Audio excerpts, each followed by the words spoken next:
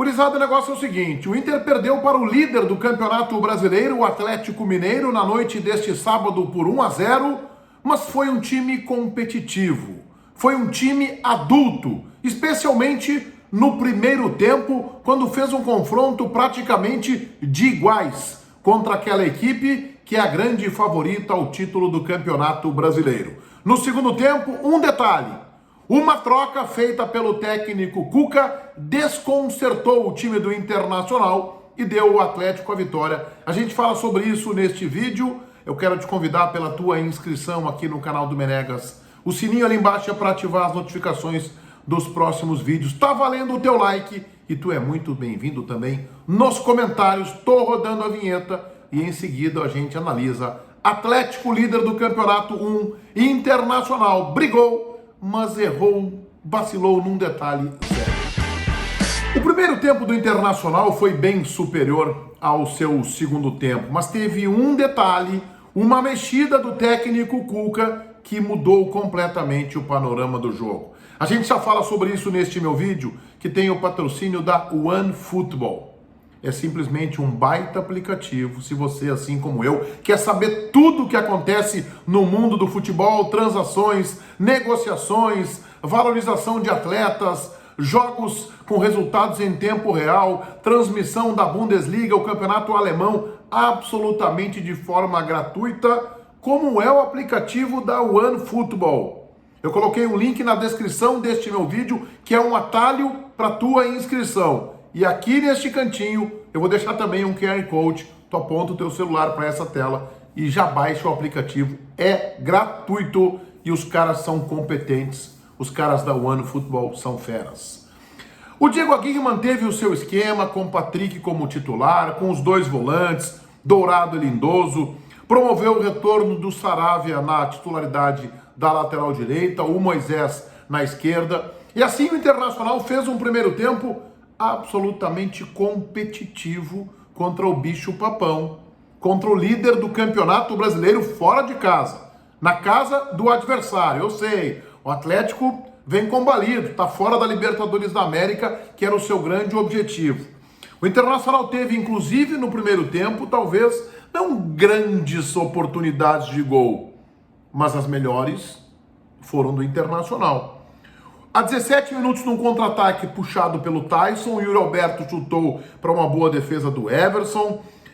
O Internacional que marcou muito o Hulk, quando ele dominava a bola para puxar os ataques do Atlético, era cercado por 3, 4 jogadores. Eu lembro que no primeiro turno do Beira-Rio, o Hulk desequilibrou a partida, atropelou o time do Internacional e o Atlético saiu com a vitória do Beira-Rio. O Internacional fez uma aproximação interessante, que funcionou bem no primeiro tempo e que teve um único lance quase que capital na segunda etapa, a bola do jogo, aproximou o Edenilson, de Yuri Alberto e de Tyson.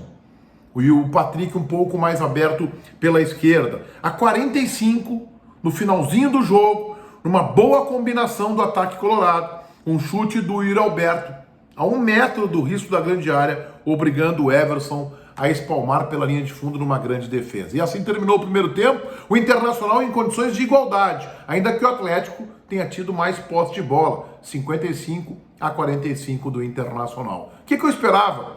Que no segundo tempo o Internacional mantivesse a sua postura. E o Inter bem que tentou, mas o Internacional deixou gradativamente o Atlético ir dominando o jogo, ir subindo as suas linhas. E o Internacional teve um lance que é, na minha opinião, a bola do jogo.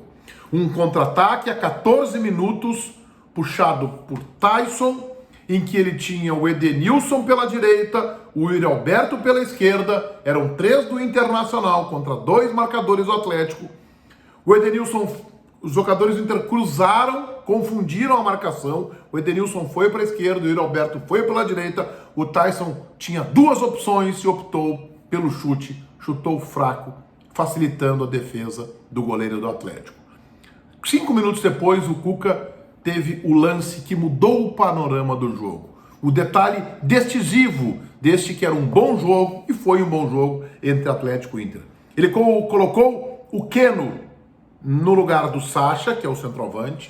Com isso, ele tornou o Hulk o jogador mais avançado, como falso 9, o Hulk não é bem um centroavante, ele cumpre às vezes de um falso 9, o Keno pela esquerda, e isso desconcertou o time colorado. O Keno entrou muito bem na partida, o Atlético abusou dos seus ataques, da combinação Keno com Arana, e isso entortou o time do Internacional. O Internacional não conseguiu mais respirar, o Atlético foi avançando as suas linhas, o Internacional foi se conformando com isso, e a 34 minutos, jogada do Hulk dentro da área, venceu o Rodrigo Dourado, que até então fazia uma partida impecável. Cuesta chegou um pouquinho tarde, cruzamento no meio da área, e Keno fez 1-0, gol da vitória do Atlético.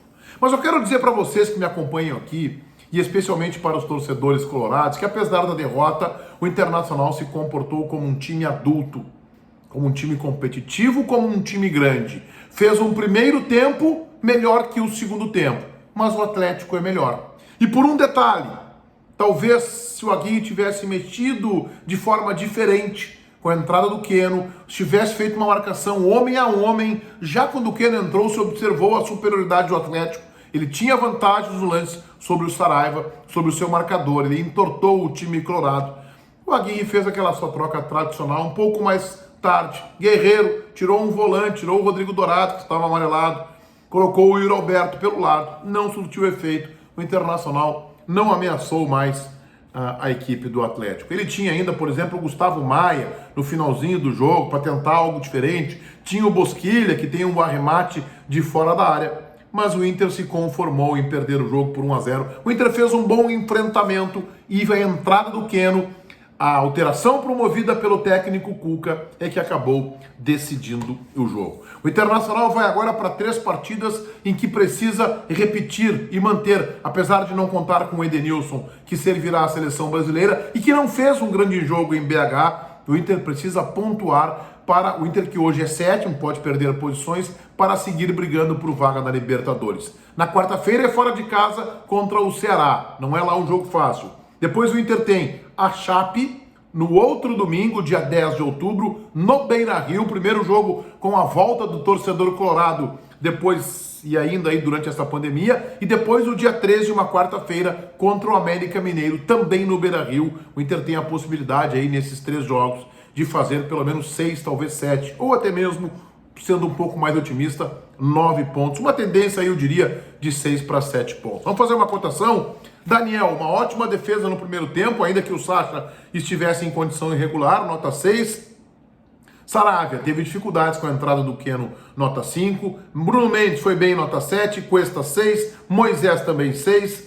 Dourado fazia um jogo impecável, foi brilhante no primeiro tempo, foi fintado driblado pelo Hulk, o que a gente tem que entender, o Hulk tem muita qualidade, tem muito vigor físico, 7 para o Dourado, 7 para o Lindoso, Edenilson um pouquinho abaixo ainda, nota 6, Tyson, acho que desperdiçou o ataque do jogo, a bola do jogo, Tyson puxou um ou outro contra-ataque, mas não fez mais que isso, está abaixo que pode render nota 5. Patrick melhorou um pouquinho em relação a ele, Patrick pode jogar mais, nota 6. Yuri Alberto, sempre intransigente, sempre impertinente para tentar buscar o gol, foi dele a grande chance do Internacional, de fora da área, com brilhantismo, um arremate obrigando o Everson a uma grande defesa, nota 7.